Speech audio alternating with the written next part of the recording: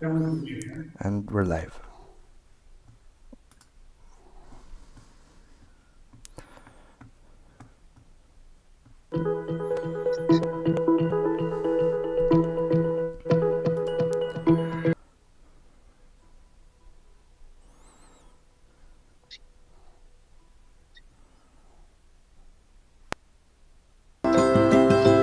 On December 21st, 2020, in response to growing religious hatred, discrimination, and stigma, the United Nations General Assembly proclaimed February 4th as the International Day of Human Fraternity. The International Day of Human Fraternity promotes interfaith harmony and dialogue, mutual respect, and peaceful coexistence between religions, faiths, and cultures worldwide. It invites us to celebrate our diversity, shared human values, and heritage as one humanity. The resolution acknowledges the historic Document of Human Fraternity, co-authored and signed on February 4th, 2019 by His Holiness Pope Francis and His Eminence the Grand Imam of Al-Azhar, Sheikh Ahmed El Tayeb. Let us all work together for peace and harmony in the spirit of human fraternity.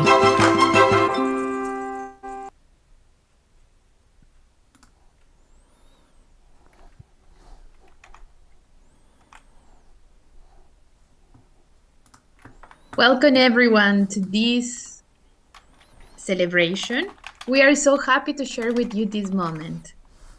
And maybe you are asking yourself, why are we here celebrating International Day of Human Fraternity? Well, many conflicts and situations are affecting so many people around the world. Because we believe that a different world is possible. By raising the voices of those who are working and engaged in the construction of this human family. So we want to honor those who are living in war zones or are affected by famine or natural disaster or by any kind of suffering without giving in to violence or despair. So we are here with you all, and this webinar is also to celebrate together our resilience, our faith, and our hope. I'm Catalina Hinojosa, I'm from Ecuador, and I'm currently the Vice President of New Humanity NGO.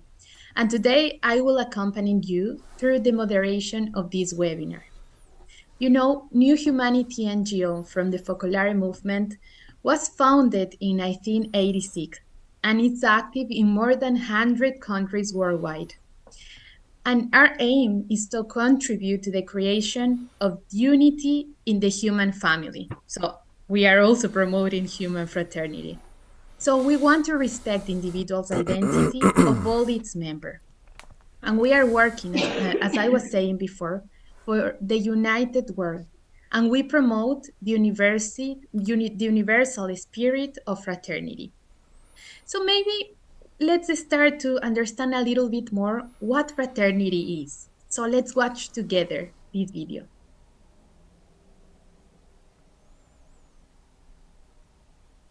I have a dream that one day this nation will rise up and live out the true meaning of its creed. We hold these truths to be self-evident, that all men are created equal.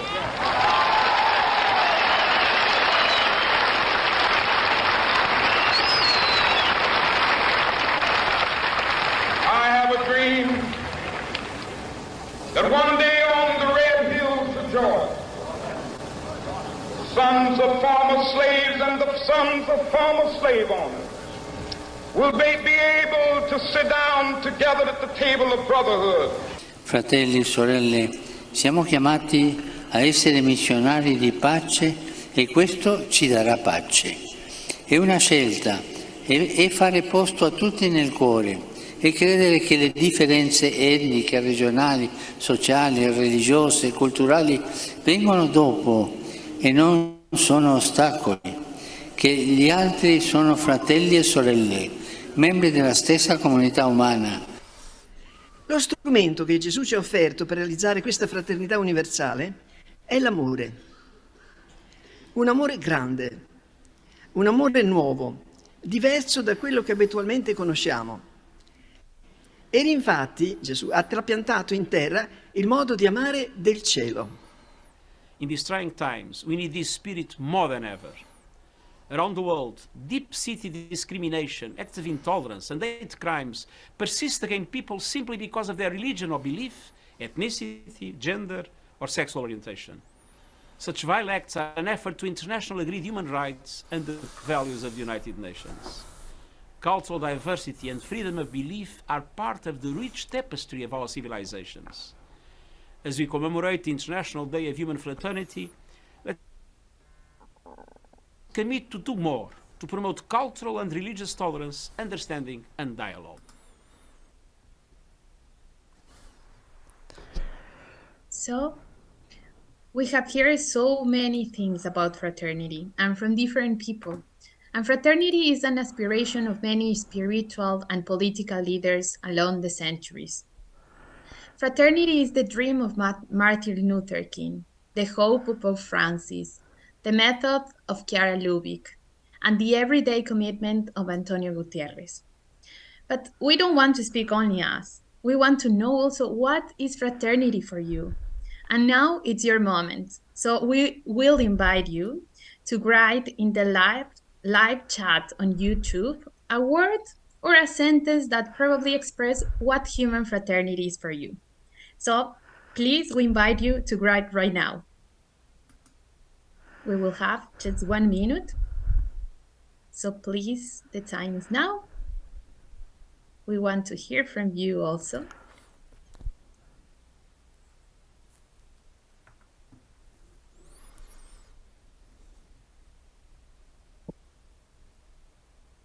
We don't have yet any answer. We are waiting for you. Where do we write? On this chat or on YouTube? On YouTube chat. So some people already start to write. So they say it's to share, to respect the variety of humanity. Brotherhood is humanity. Brotherhood is unity. Mutual understanding, exactly. So, yes, we have different perspectives. And we have also here, just 1 second. I don't have another one. Freedom in diversity.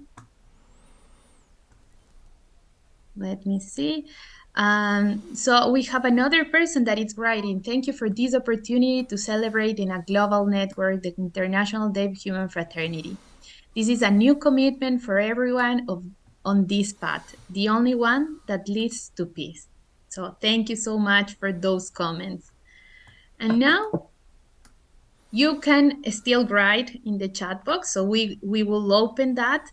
And right now we want to pass to another moment, okay? So let's explore together what human fraternity is for the international institutions. So we will start with UNESCO. And as maybe you know, UNESCO is the United Nations Educational, Scientific, and Cultural Organization. And it contributes to peace and security by promoting international cooperation in education, science, culture, communication, and information. In the Constitution of UNESCO, it states, since war begins in the minds of men, it is in the minds of men that the defenses of peace must be constructed. So we are all invited to that. In October 2010, the General Assembly pointed out that mutual understanding and interreligious dialogue are crucial dimensions of a culture of peace. In fact, the United Nations Alliance of Civilizations is leading a platform for intercultural dialogue, understanding, and cooperation. And Ms. Nihal Saad, a spokesperson of this UN agency, should have been with us today. However, on Monday, the Alliance of Civilization, in partnership with the Permanent Mission of Egypt and the United Arab Emirates, are organizing an event on human fraternity for the member states. the religious leader, the faith actors, and the civil society representatives, and she's leading the organization committee in New York. She invited us to follow the event on the UN TV from 3 to 5 p.m. New York time. So she's invited to us. But now we want to pass to Chantal Grevin. She's our New Humanity representative at UNESCO in Paris, and she will present how fraternity is crucial in the work of New Humanity and in the work of other NGOs. And Chantal, the floor is yours. We know that you will have other people that will speak also with you today. So the floor is yours. Thank you, Catalina. Hello to everyone. I'll try to explain what is fraternity for us in New Humanity. We can discuss about fraternity for a long time, but it can be understood only by those who practice it. The Universal Declaration of Human Rights states in its Article 1, human beings should act towards each other in a spirit of brotherhood. I retain 3 points from this statement. The first one, that fraternity is a duty, and that it therefore presupposes a will. Human beings should act. The second is that it is a concrete way of interacting, of living together, should act towards each other. The third is that it is also a spirit that inhabits human beings and that must be shared in a spirit of brotherhood. Our NGO New Humanity has chosen fraternity as its priority. For living in harmony and peace, the human family needs a culture, a way of behaving towards each other. We have developed this culture through a few simple maxims. I consider every human being as a brother or a sister. I look at the other with a positive eye. I take the first step towards the other. I even go towards my enemy. I understand the other with his thoughts, his joys, or his sorrows, until he, too, behaves towards me as a brother or a sister. To take an example, brotherhood is very useful in interreligious dialogue because the invitation to fraternal behavior is present in all religions, called the Golden Rule. Do unto others as you would have them to do unto you, and do not do what you would not have done unto yourself. Behaving as brothers and sisters does not imply living in the same way, thinking and praying in the same manner, but respecting each other, knowing how to take in account the other's point of view, his way of seeing and thinking. It is a defensive wall against communitarism, radicalism, and violent extremism, which are the wants of our societies today. I will conclude with a quote from Pierre Benoit, who passed away last year, a champion of fraternity, who was a member of our New Humanity delegation to UNESCO. The fraternal relationship is precious but fragile. It is always to be reinvented, recreated, rebuilt, consolidated. On the other hand, when it is present, there is a synergy that can move mountains. Thank you for your attention. Thank you so much, Chantal. And we would like to invite Catherine Tuno, the main representative of Buddhist World Organization at UNESCO. And we would like to ask, what is your experience? Thank you, Catherine. You are unmuted if you read. Thank you. Welcome. So, good afternoon, everyone.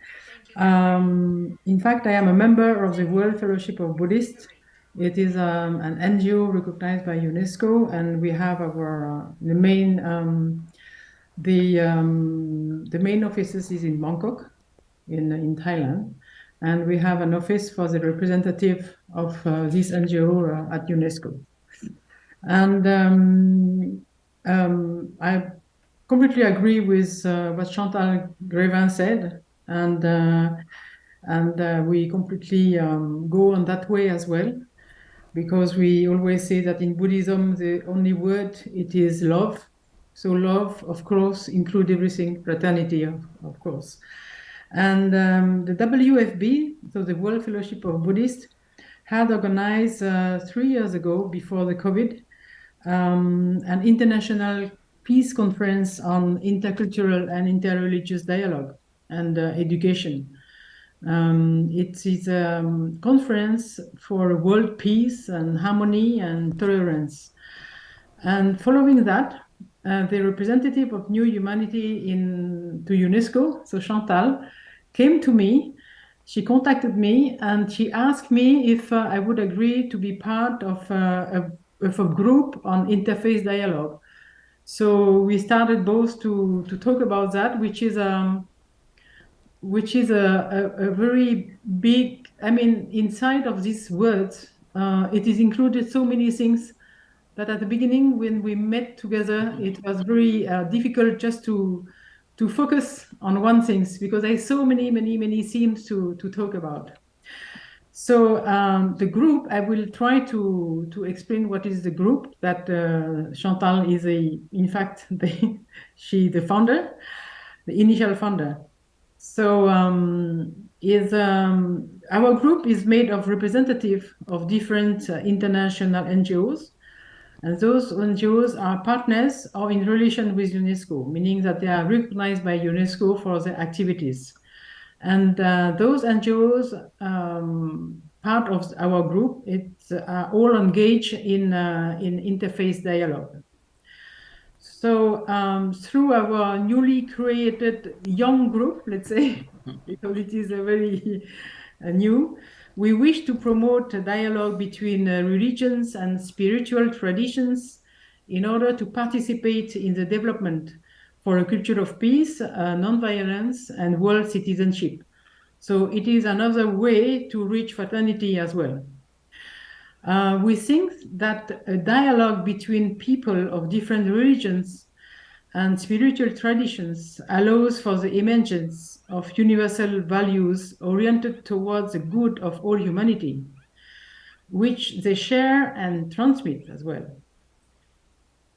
We say that in a world where the conflict associated with the religious affiliations still play an important role, this dialogue cannot fail to be an essential component in the construction of a just and lasting world peace.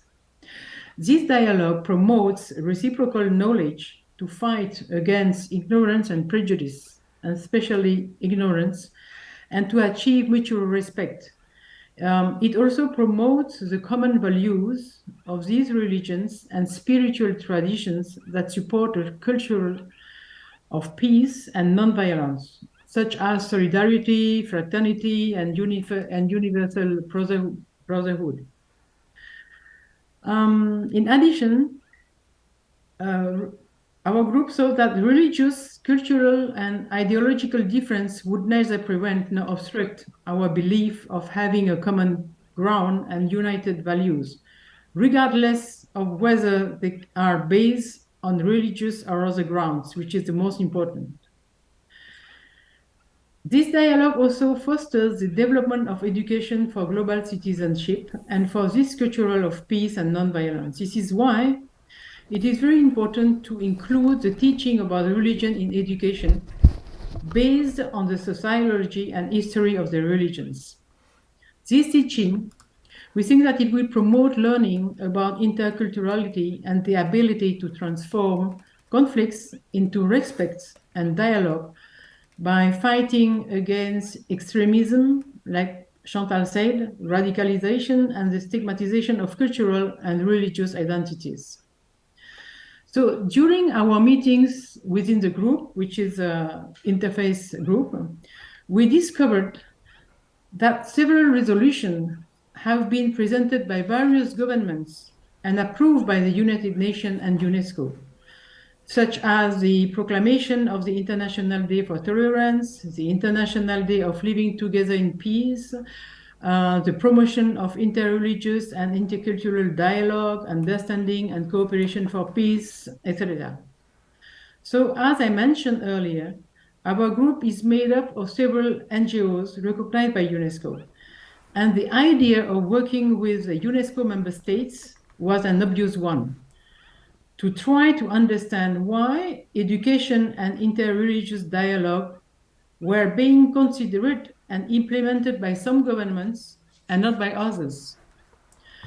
And in addition, in order to achieve social and cohesion and to highlight the role played by the NGOs in the service of international peace and harmony, our group aims to support the initiative of young people, intellectuals, and the media in order to strengthen the culture of peace and unity, and to promote the principles of morality, mutual understanding, and universal human values by creating a global awareness of the need for harmony and unity in the world. So as you can see, there is many themes, but so we decided to, for the first step, to focus on one thing. So we had, our group on interfaith dialogue has an ambition, let's say, as a first step, to organize a conference on the theme richness and challenges of dialogue between religions and spiritual traditions for a culture of peace and non-violence through education. The main objective is to highlight the essential roles of religions and spiritual traditions in the development of a culture of peace, of non-violence through education. Because education is normally the main objective of UNESCO. By inviting experts and representatives of UNESCO member states and even UNESCO staff to come and share the experiences in the field. So this conference is a project. We hope that this year it will be we will come true. And we hope that through our action, we will sensitize member states, meaning governments, that interreligious dialogue is fully included in UNESCO program and school curricula. I cannot say it's a big dream, but at least we have to try. And our group mission is also to follow up with member states to encourage the implementation of the resolution approved by the United Nations and UNESCO, and which encourage them to promote the dialogue through concrete actions, particularly in the field of education. For example, such a program for young people which will build self-confidence and provide an encounter-based learning environment for school children, creating citizens who are open-minded, skilled, and resilient to face some of the society's challenges. It is a scheme which will equip young people for life. It is something that we hope that we will reach the or another things like that the government can also, with of course, work together with the NGOs to create tolerance centers presenting the concept of different religions. First of all, to make local people and whoever who will visit the countries, coming from the other countries, aware of their own rich heritage of intercultural dialogue, exchange, and living together in peace, and to make them proud of their heritage and to keep it alive and to strengthen it within the young generation. So you see, it's a very big project, but we try to start. So, thank you. As I said, our group on interfaith dialogue is led and coordinated by a core group of NGOs from different faiths, and which main objectives are to work within UNESCO for a better knowledge of the religion, for the recognition of interfaith dialogue in the development of education for a culture of peace and non-violence, and for education for world citizenship, and to ensure the design and the implementation of events and projects aimed at raising the awareness of UNESCO, the member states and the international NGO partners working together to the various aspects and challenges of interfaith dialogue. That we think that it is another interesting pathway for peace and unity. Thank you, Catherine. Thank you. Thank you, Catherine. So, Chantal, you want to present us another member, also a partner of New Humanity. Yes. Alors, Christian, I'm not sure you have something more to explain, but I want to hear your voice anyway. Christian Renou, could you present yourself? It will be the best. Yeah, I will be short as time is going on. I'm member of the board of the International Fellowship of Reconciliation, which is an interfaith organization,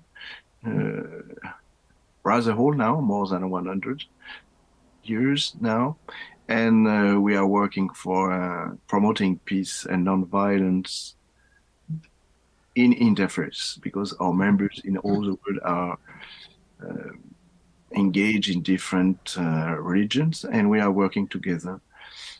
So I joined the group. I'm also a representative of I4 in UNESCO. So I joined the group because I think it's very important to promote this interface, not only in theory, but also in practice, and to live it as we are doing that in the movement. Maybe I will just add a little point. We showed at the beginning the Martin Luther King speech in Washington, the very famous one I ever drew. Martin Luther King was a member of I4, very inspiring member. He promoted the beloved community, which is a reference in your organization. Just maybe state that fraternity needs also equality between peoples, equality in respect, in rights. And this is also our work, to promote this equality, this brother and sisterhood in every place in the world, and what we try to do in your organization. Thanks.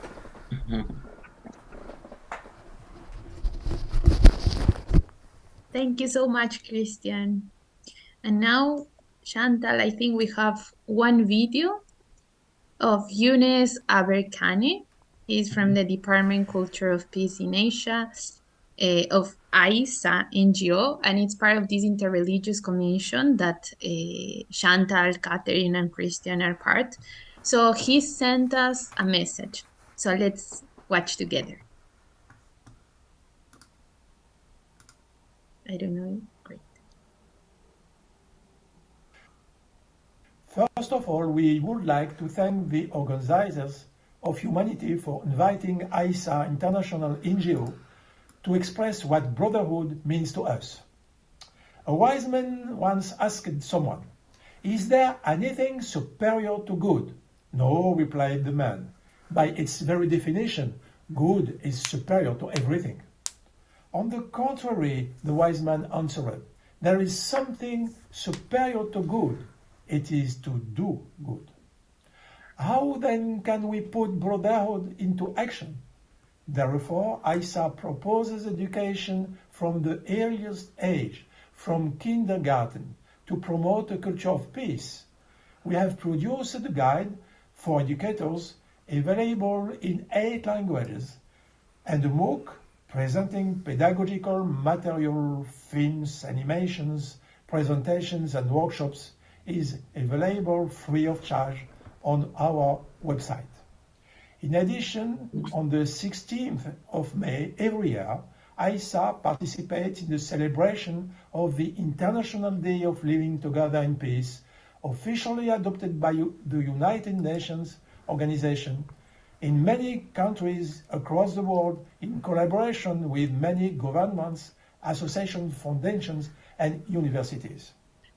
We sincerely hope that you will join us this year in celebrating this wonderful day together, a day of brotherhood, reaching beyond the barriers of language and borders for it is a celebration of the restoration of unity in the great human family. Thank you for your attention.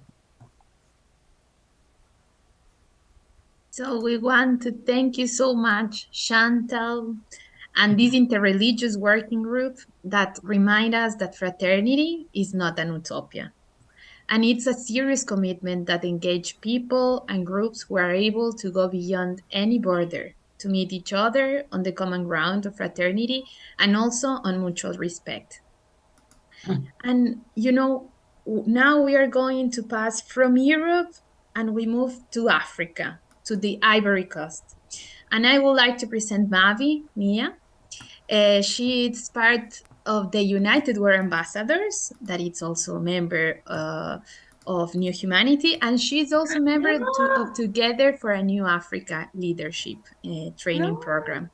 So, Mavi, please, we know that you are from Cameroon, but right now you are in Ivory Coast. Yes. So please share more about the concept of fraternity from an African culture perspective.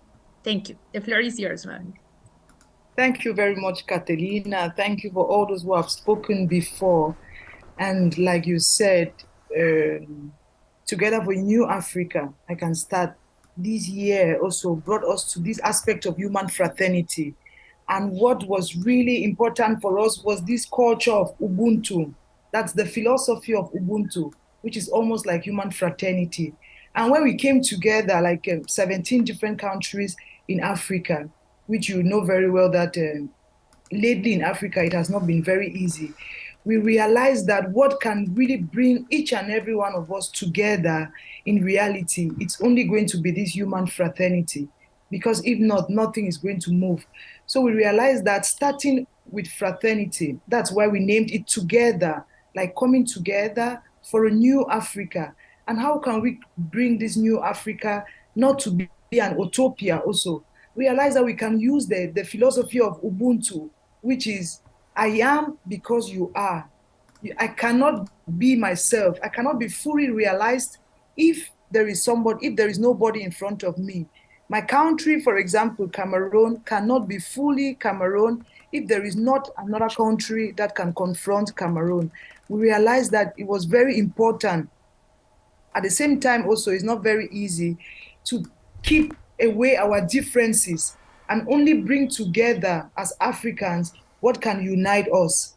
And you know that the philosophy of Ubuntu has three basic principles, which is interpersonal values, intrapersonal values, and also environmental values.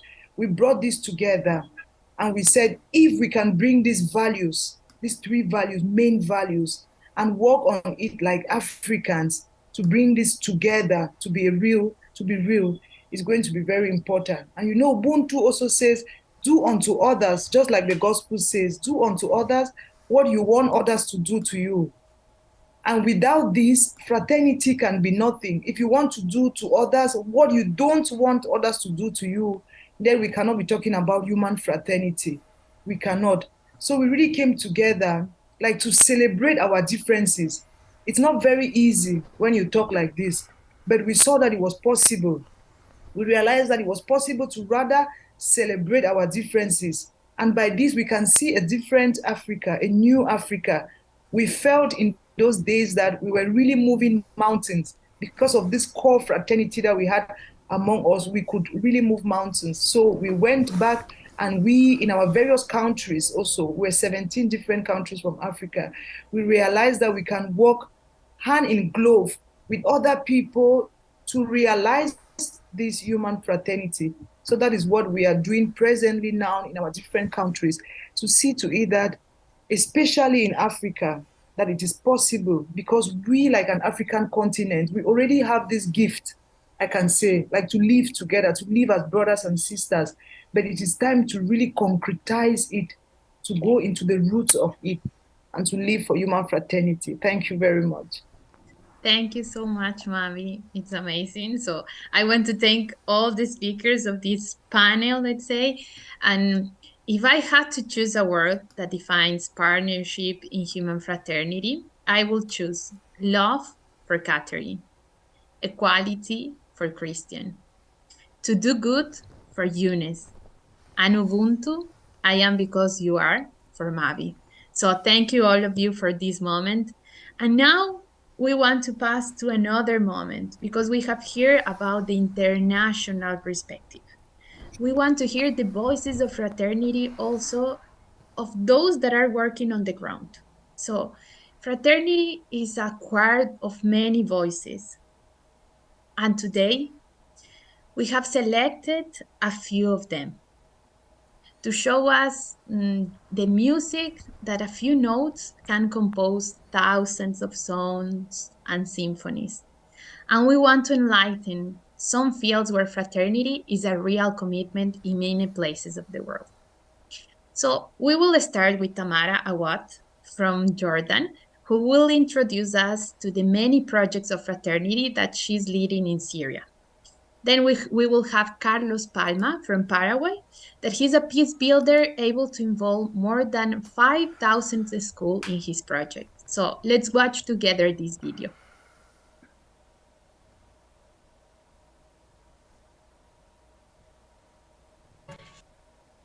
Good evening, my name is Tamara Awad. I'm Jordanian and I work with AMO since 4 years on projects in Syria and the Middle East. AMO, Action for a United World, was born more than 30 years ago from the experience of the Focolare movement, with the goal of building a united world through projects of cooperation and education to global citizenship. AMO has been active in Syria since the beginning of the war in 2011. We currently work on 10 projects in 6 provinces in various sectors, involving 8,000 persons. Every time we visit Syria for our work, we experience that life is stronger than death, an intense journey of relationships. We have seen that people don't only need the important economical and material support, people need not to feel forgotten. They need to feel a part of a bigger family. A lady told us, "My gaze and my judgment of you has changed, because with you I regained my dignity. You have given and loved me unconditionally, without looking at my religion, and now I will do the same." In our projects, we encourage activities aimed at promoting interreligious and intercultural dialogue in order to enhance peace, social stability, respect for diversity, and mutual understanding. Speaking of a better future of peace, we cannot fail to think of the new generations who were born and raised in war. There's an urgent need to rediscover the values of peace, justice, goodness, beauty, human fraternity, and coexistence. The teachers of the educational centers tell us, children became more reconciled with the society and the environment around them. Because of the repercussions of the war, they had great internal anger, which was manifested in violence among themselves and with others. However, they found with us a free space of expression and for participation, and they began to deal with kindness and speak politely and respectfully among themselves. Imad, while playing football, accidentally he kicked a child. He said, "I stopped and I apologized to him. The other kids teased me and told me that I'm a weak person, but I forgave them." Aisha, "I really like coming to the center because here I feel loved." Ali, "Today I helped my friend at school, as the teacher of the center did with me. This has a positive impact on the families of the children and everyone around them." One of the mothers said, "What did you do to my child? She's another person. We try to live the spirit now at home." We all have the right to have a dignified life and equal opportunities. For this reason, Restart Project, Restart to Stay, support persons improve their economic conditions and remaining in Syria contribute to the reconstruction of the country. When we asked Ahmed about his dream, he said, "Finally, someone asked me what I would like to do, given that everyone tells me here that I cannot even dream in this country. I want to open a bakery in my village to serve people, improve my income, and ensure employment opportunities for other neighbors. In this way, I will no longer need assistance." And Khansa says, grateful for what I received to improve my situation, I would like to teach some girls tailoring for free, so that from this small gesture of reciprocity, other women can also become independent and active in society.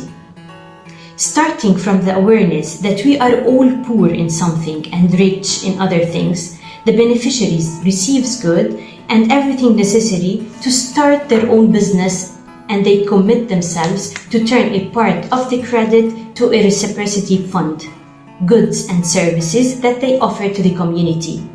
Thus, the culture of giving generates communion and not dependence. We have entitled all our projects in this harsh context, Seeds of Hope. Every day we work to spread them. We are sure that one day these seeds will sprout and will become the future of seeds. Hello everyone, my name is Carlos Palma. I am the General Coordinator of a project of peace education that I started in Cairo and now is promoted by AMU, Action for a United World. Its name is Living Peace International.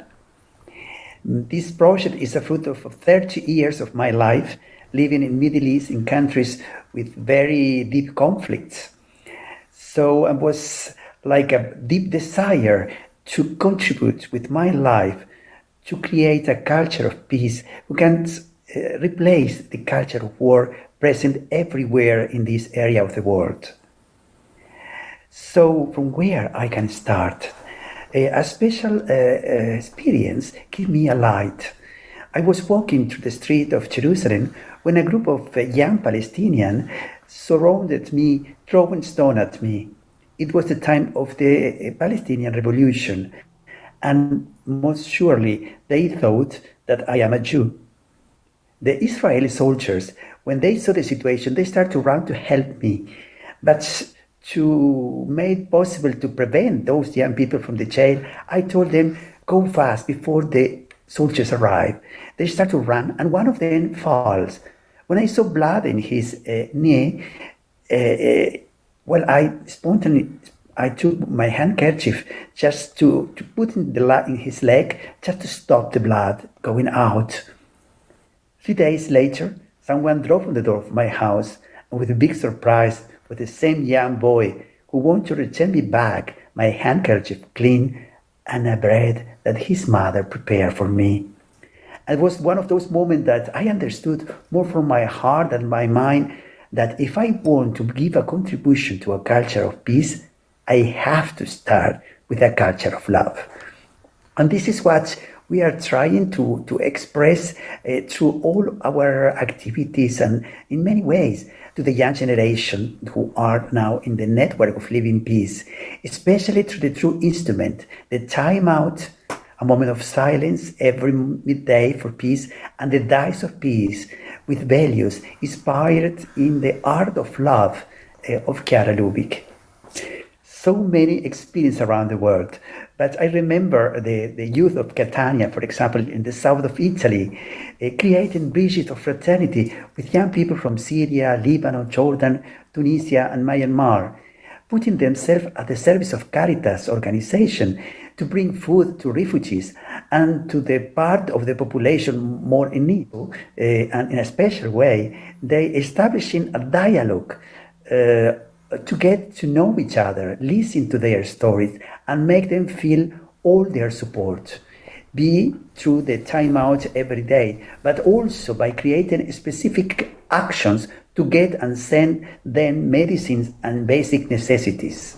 But also in Brazil, helping the homeless, not only by providing them with a place, a bed and food, but also by giving them an education to peace, based on the dice of peace, so that they become protagonists of peace.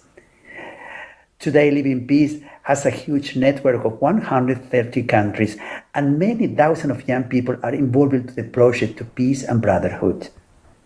A Chinese proverb says, a falling tree makes more noise than a growing forest. Living Peace International wants to be a contribution to this forest to growing more and more, creating so many ways to respond to the challenges created by the falling or about the fall tree. Our greatest wish is to be with our life protagonist of peace and to spread its new culture of peace and brotherhood all around the world, especially where it is more in need. So thank you so much for this amazing experience. Thank you, Tamara. And thank you, Carlos. We want to correct, Carlos is not from Paraguay, he's from Uruguay. And you know, in our choir, we also have the voices of Irene Dufart and Ernesto Figueroa from Argentina. Irene is the current president of Politics for Unity movement, and Ernesto is an expert of Método CHE. They sent us an amazing testimony of their work with the 42 political schools on fraternity held so far.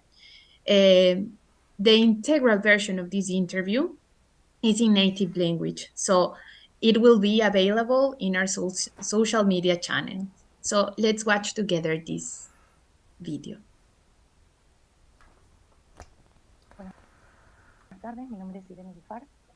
Good morning, good afternoon. My name is Irene Dufford. I am the current president of the Politics for Unity movement in Argentina, which is the political expression of the charism of the Focolare movement. In Argentina in particular, it has been promoted for more than 20 years and its mission is to strengthen the political vocation, forming leaders to build more fair, fraternal and inclusive societies. The challenge we currently have in Argentina is to rediscover the path of fraternity, to be able to influence and transform the social political reality of our communities, of our municipalities, of our provinces. Dialogue is the method of political construction that we have and that we carry out. We train leaders in 3 fundamental issues: consensus building and also in the management of dissent. We train in the paradigm of fraternity, but we have also incorporated the paradigm of sorority. And we are training in the values of the French Revolution, as was historically done in the Politics for Unity movement, and we have also incorporated the Haitian Revolution. At present, we have developed 15 territorial nuclei in different provinces of Argentina, 42 schools of social and political formation for young people in 17 cities of our country. We have trained more than 2,500 young people who have then been able to insert themselves in different areas of government, at the municipal, provincial and national levels, in non-governmental organizations, as well as in political parties. And around 280 dialogue meetings, which have been pre-electoral dialogues, as well as political dialogues to facilitate the government's management of the different municipalities in the different provinces. At present, the challenge we are taking forward is to be able to expand what we call the networks towards a more global, more communitarian and more inclusive fraternity. In this sense, you will be able to observe in the presentation that there are different organizations and institutions, and today we are going to focus on the alliance that we have been able to establish with the team of Method CHE. Many of the people that integrate the team of CHE have been trained in the paradigm of fraternity during these last 20 years in the schools of political formation that we have carried out from the Politics for Unity movement. It seems to us fundamental and necessary to strengthen the alliances among the different organizations, among the different universities, among the different institutions, and among the private sector, which is the challenge we currently have for 2023.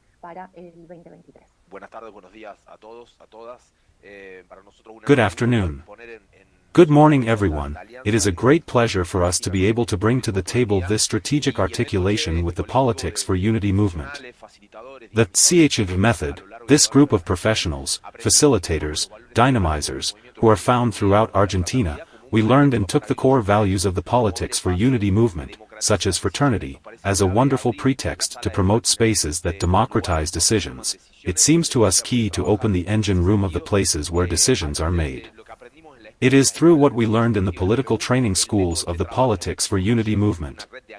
The CHE method works in the conformation of a network of activists, to be able to transmit, to train capacities to then be able to modify the public ecosystem, to make visible experiences and processes that are successful, that are virtuous, that inspire others who are working in the public sector, to know that they are not alone, to promote the collaborative culture. It seems to us that today collaboration is an ethical imperative of this post-pandemic present. It seems to us that it is fundamental to make available to the common the learning, the knowledge that can modify and transform realities, and finally the need of each incidence, to effectively transform the reality of the communities with which we work.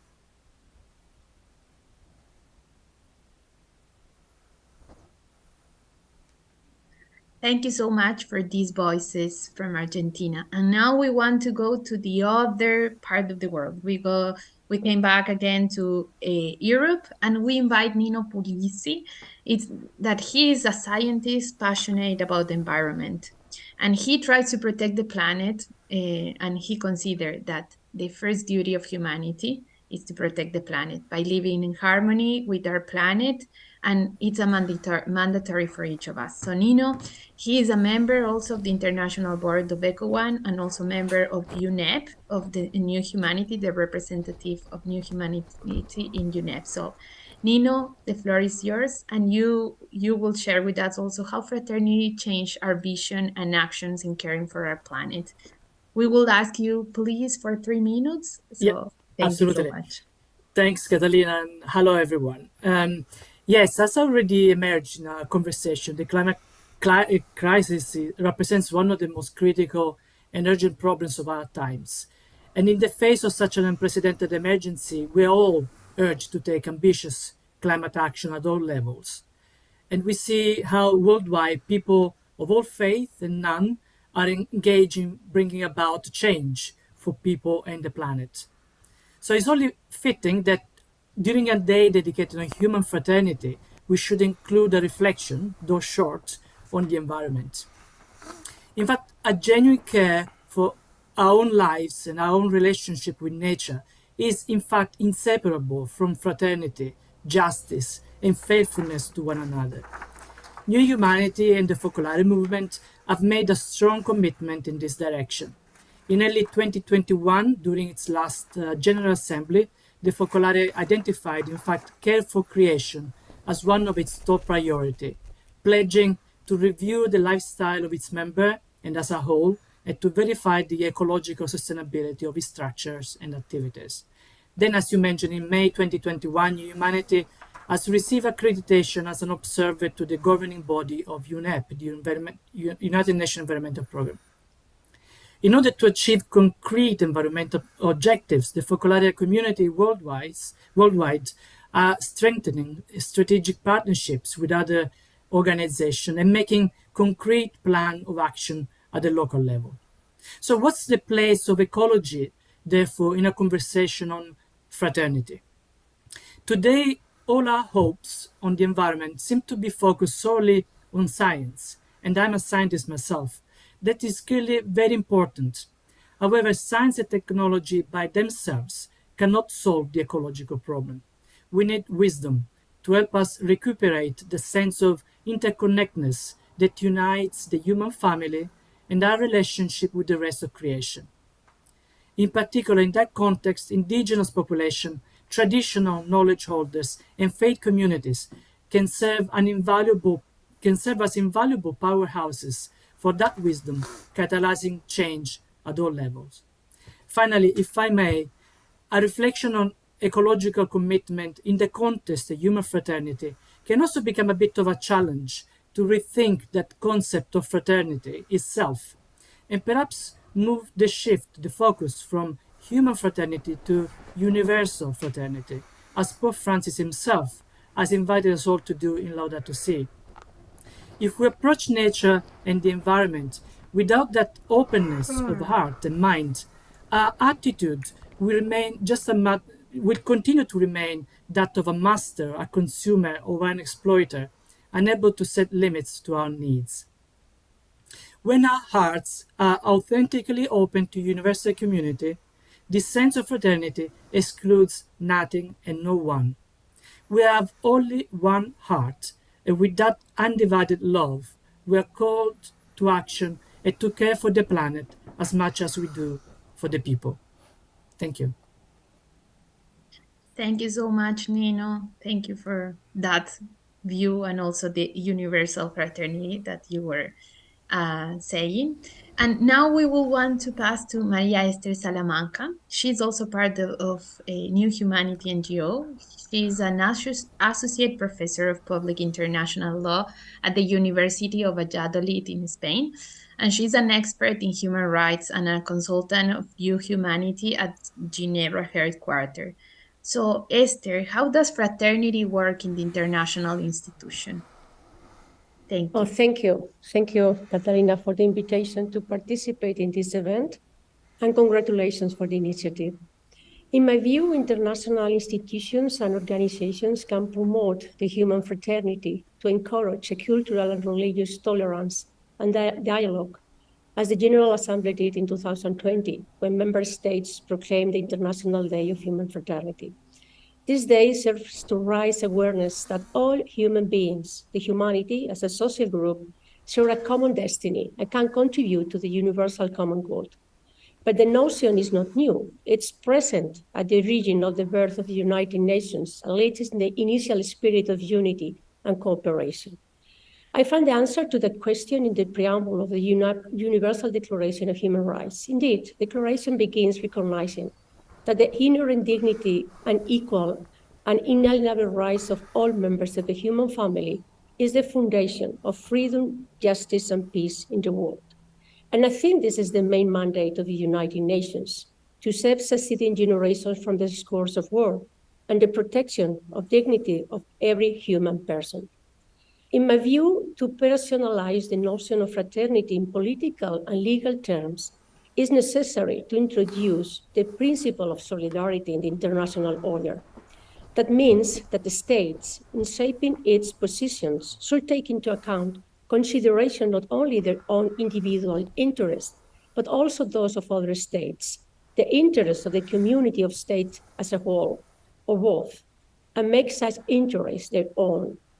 I firmly believe that multilateralism and international organizations are very important to achieve universal common good through international cooperation based on solidarity. But not only the states, non-state actors, groups, local communities, and international civil society can play an important role in realizing international solidarity and human fraternity.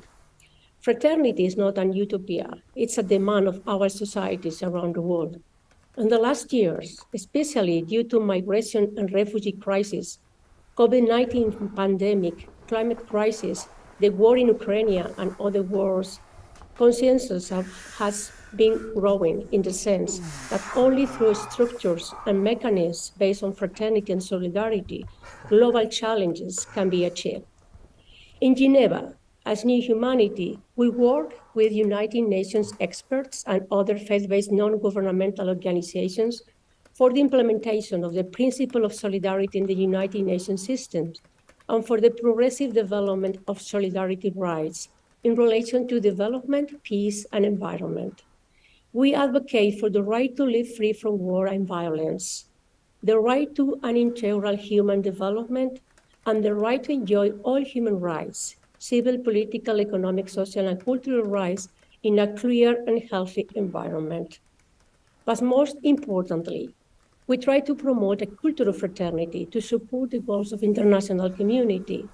This culture presupposes shared values, dialogue, common interest, and a common goal, working together for the unity of the human family. This is our main purpose. Thank you for your attention.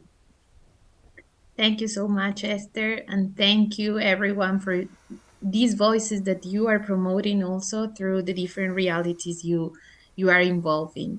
And now I'm asking how it's going to be the future. Probably we have talked a lot about a human fraternity, but how it's going to be the future of human fraternity. And we want to move to Jerusalem. These days, the city is suffering from many challenges of division and violence. Maybe you have heard about it. Marco De Salvo, who is the president of New Humanity NGO, is in a special place for the Christian tradition, the place where Jesus prayed for unity. So Marco will share with us his dreams for the future of human fraternity. So Marco, are you there? Can you hear us? I don't know if you can hear us. We cannot see you yet. Yes. Greetings to everyone. I'm very grateful for your presence here today with us as we celebrate this International Day of Human Fraternity. Thank you to all of you who spoke and shared your commitment to human fraternity during this webinar. And thank you who are following online and share the same desire to give your contribution to human fraternity. I'm speaking from Jerusalem, where I reside. Jerusalem, a city where human fraternity is so much challenged, as you know, and a city that could give a powerful sign, a powerful witness to human fraternity to the whole world. And I'm also standing here next to meaningful sites for many of us. Behind me is the Mount of Olives. And right here, you might be able to see it, the Al-Aqsa Mosque, very dear to Muslims. Just a few hundred yards, a few hundred meters from here is the Western Wall, very dear to Jews. And here, behind me, are the steps, you see them now, that tradition says Jesus prayed for unity. He prayed that all may be one. He prayed for human fraternity. And that prayer, that all may be one, was the inspiration for the birth of our NGO. So you can see that this has a profound meaning for us. At the beginning of this webinar, Chantal Greven mentioned the first article of the Universal Declaration of Human Rights, that all human beings should act towards each other in a spirit of brotherhood. And so here today, on behalf of the NGO New Humanity, I want to assure you that we are more than ever committed to this. We are committed to give our contribution wherever we are to human fraternity. We are committed to build bridges, to work on it together with all of you, with all the NGOs that share this effort, the same desire. We are committed to offer spaces for dialogue, a dialogue that is so much needed, essential to reach human fraternity. And we are committed to share the effort that many people do worldwide, individuals, groups, NGOs, to reach human fraternity. And for this, we have a program, United World Projects, that wants to do this, to highlight, to put on the lampstand all the effort that is done globally and locally for unity, for a more united world, for human fraternity. So I thank you for your presence with us today. And my wish is that this may be, yes, a time to celebrate, but more than ever, a time to commit. Thank you. Thank you so much, Marco, and thank you, everyone. It's amazing to hear from Marco also that he's in that place to remind us that we can build in every place that we are also this human fraternity. Sometimes it can be really challenging and sometimes it's going to be discouraging, but we are together and we have seen together so many realities that we can be involved in. And also we know that you have different projects ongoing or different proposals. So keep going, share with us. If you need more information regarding that, please share with us. And I will close this celebration of human fraternity, encouraging you all to stay in touch by contacting New Humanity at the email of New Humanity, that it's info@new-humanity.org, or visiting our website, that it's newhumanity.org. Following on the LinkedIn or Twitter, or meeting our representatives in Rome, New York, Geneva, Paris, Nairobi, Vienna, or Brussels. It's your choice. So thank you everyone for this amazing moment. Thank you all the speakers, and thank you all the people that participate on it. Thank you. And I just want to finish with one phrase that let's be together, the fraternity we want to see in the world, and share your achievements. Thank you so much. Thank you, Catalina. Ciao. Bye. Thank you.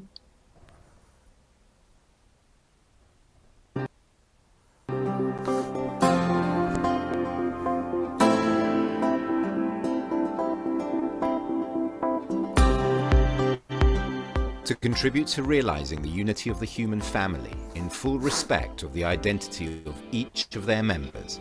This is the ultimate goal of New Humanity, a non-governmental organization founded in 1986 and active in more than 100 countries across the world. For over 30 years, New Humanity has been committed to disseminating the idea of a united world in every field of society, by promoting amongst its members and all those sharing in its action the spirit of universal brotherhood, as it is proclaimed in the Universal Declaration of Human Rights. All human beings are born free and equal in dignity and rights. They are endowed with reason and conscience and should act towards one another in a spirit of brotherhood. In 1987, New Humanity was awarded the special consultative status at the Economic and Social Council of the UN, which was then turned into general consultative status in 2005. Since its beginning, the mission of the NGO New Humanity has been to be the ambassador of the life, the values, the good practices that are born from the Focolare movement. The Focolare movement is an ecclesial international movement that aims at contributing to the unity of the human family, to universal brotherhood. È del resto ormai parte del sentire comune dei protagonisti della vita internazionale la necessità di rileggere il senso della reciprocità, uno dei cardini dei rapporti internazionali, e che è ancora la base della nostra spiritualità e quindi della nostra azione. Reciprocità che richiede di superare antiche e nuove logiche di schieramento, stabilendo invece relazioni con tutti, come il vero amore esige, che domanda di operare per primo, senza condizioni attese, che porta a vedere l'altro come un altro se stesso e quindi a pensare in questa linea ogni tipo di unicità, disarmo, sviluppo, cooperazione. With a strong basis of volunteering and great involvement of youth, New Humanity carries out cultural initiatives, social and educational projects, economic initiatives, thus combining the local and global dimensions. In 2012 stemmed the United World Project, the cultural project of New Humanity, which draws its inspiration from the youth's proposal to look at the world from another perspective, i.e. that of universal brotherhood, and develop a historical and geographical mapping of the seeds of brotherhood, that is, all those actions, tiny or big, daily or extraordinary, which contribute to making the world a place of peace, more solidarity-based and united. Since 2008, New Humanity has been acknowledged as an NGO partner of UNESCO. L'UNESCO est une agence spécialisée de l'ONU, des Nations Unies, spécialisée dans l'éducation, la culture, les sciences et la communication. Donc, sur tous ces sujets-là, nous sommes appelés en tant qu'ONG partenaires à collaborer avec l'UNESCO sur ces sujets-là. Educating to peace, fighting against climate change, overcoming violent extremism through dialogue, global citizenship. These are only a few of the themes on which New Humanity is called upon to collaborate with UNESCO.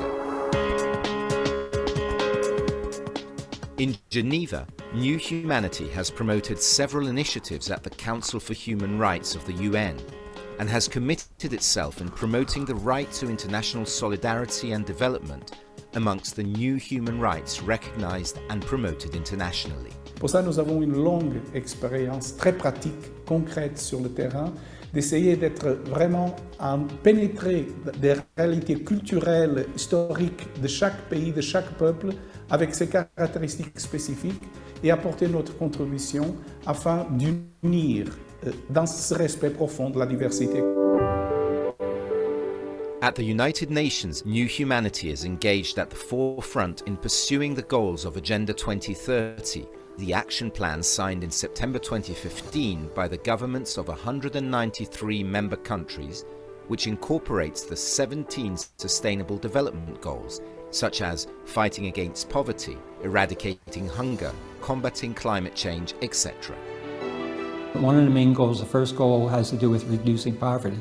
And so we have an economy and communion project that focuses on reducing poverty. So we share experiences of the economy and communion in various seminars for the UN on that topic. And then another area that we focus on is migrations. And we're working on interreligious dialogue. Another area that we're working on is water and the rights to safe drinking water.